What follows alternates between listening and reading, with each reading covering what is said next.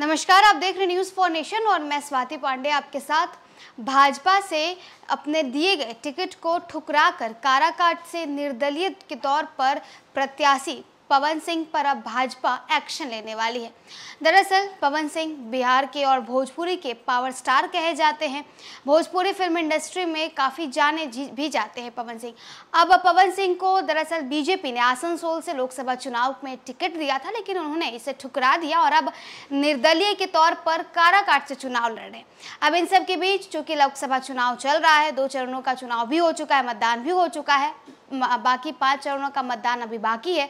अब ऐसे में जहां एक तरफ अगर काराकाट लोकसभा सीट की बात करें तो वहां एनडीए की तरफ से उपेंद्र कुशवाहा चुनावी मैदान में है, तो वहीं दूसरी तरफ निर्दलीय प्रत्याशी के तौर पर पवन सिंह भी चुनावी रण में, चुनावी मैदान में हाथ आजमाइश करने के लिए उतरे हुए हैं। लेकिन पवन सिंह की मुश्किलें बढ़ सकती है क्योंकि बीजेपी इन पर एक्शन ले सकती है। बीजेपी के एक नेता ने इन्हें भगौड़ा तक करार कर दिया और यह भी कह दिया है कि ये आरजेडी के एजेंट। भारतीय जनता पार्टी ने काराकाट लोकसभा सीट से निर्दलीय लड़ने की तैयारी में जुटे भोजपुरी फिल्मों के स्टार पवन सिंह को लेकर कड़ा रुख दिखाना शुरू कर दिया है। बिहार भाजपा के प्रवक्ता नीरज कुमार ने पवन सिंह पर पार्टी के बदलते मूड की झलक दिखाते हुए कहा कि वो भगोड़ा है, काराकाट में राष्ट्रीय जनता दल के एजेंट हैं। भोजपुरी सुपरस्टार और दिल्ली से सांसद मनोज तिवारी ने कहा था कि पवन सिंह राष्ट्रवादी हैं, उनके छोटे भाई जैसे हैं और वो उनको समझा देंगे, लेकिन लगता है कि बात नहीं बन पा रही। पवन सिंह कह रहे हैं कि उन्होंने अपनी मां को वचन दिया है कि वो चुनाव लड़ेंगे। मनोज तिवारी हालांकि पश्चिम चंपारण में भाजपा सांसद संजय जायसवाल के खिलाफ निर्दलीय लड़ने की तैयारी कर रहे यूट्यूबर मनीष कश्यप को मनाकर भाजपा में लाने में कामयाब रहे थे। बीजेपी प्रवक्ता आगे कहते हैं कि पवन सिंह को पार्टी ने आसनसोल में मौका दिया, लेकिन व्यक्तिगत कारणों का हवाला देकर भगोड़ा निकले। उन्होंने काराकाट लोकसभा की तरफ इशारा करते हुए कहा कि अभी पवन सिंह वहां आरजेडी का एजेंट बनकर काम कर रहे हैं।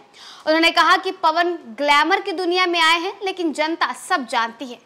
नीरज ने आगे ये भी कहा कि पवन की जीतने का सवाल ही नहीं उठता है। पवन पर एक्शन का संकेत देते हुए कहा कि जो लोग इस तरह का पार्टी विरोधी काम करते हैं, भाजपा उन पर कार्रवाई करती है। बता दें कि पवन सिंह ने ना अभी तक भाजपा से इस्तीफा दिया है और ना ही भाजपा ने उन्हें पार्टी से निकाला है। अगर काराकाट लोकसभा सीट की बात करें तो यहाँ चुनाव 7वें यानी आखिरी चरण में 1 जून को मतदान होने हैं। 7वें चरण की सीटों पर नामांकन का काम 7 मई से शुरू होगा। माना जा रहा है कि अगर पवन सिंह नामांकन करते हैं तो पार्टी उन पर एक्शन लेगी। काराकाट लोकसभा सीट से राष्ट्रीय जनतांत्रिक गठबंधन यानी एनडीए की तरफ से राष्ट्रीय लोक मोर्चा के नेता उपेंद्र कुशवाहा चुनाव लड़ रहे हैं। उपेंद्र कुशवाहा पहले इस सीट से एनडीए के सांसद और नरेंद्र मोदी सरकार में मंत्री भी रह चुके हैं।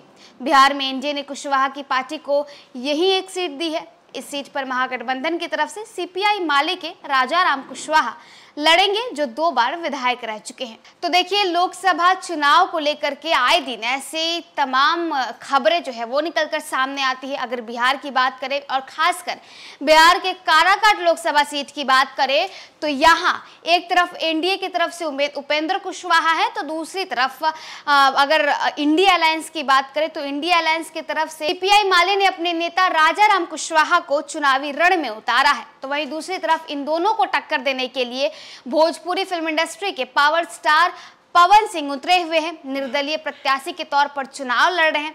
एक तरफ उन्होंने भाजपा से ना ही तो अपना इस्तीफा दिया है, ना ही उन्होंने पार्टी छोड़ी है और ना ही पार्टी ने उन्हें निकाला है। तो वहीं दूसरी तरफ बीजेपी की तरफ से उन पर एक्शन लेने का भी कह दिया गया है। कहा गया है कि अगर 7 मई तक या 7 मई से पहले अगर पवन सिंह नामांकन के लिए यानी नॉमिनेशन के लिए जाते हैं तो उन पर पार्टी एक्शन ले सकती है। होगा क्या, ये तो भविष्य तय करेगा। फिलहाल इस वीडियो में बस इतना ही। आप देखते रहिए न्यूज़ फॉर नेशन।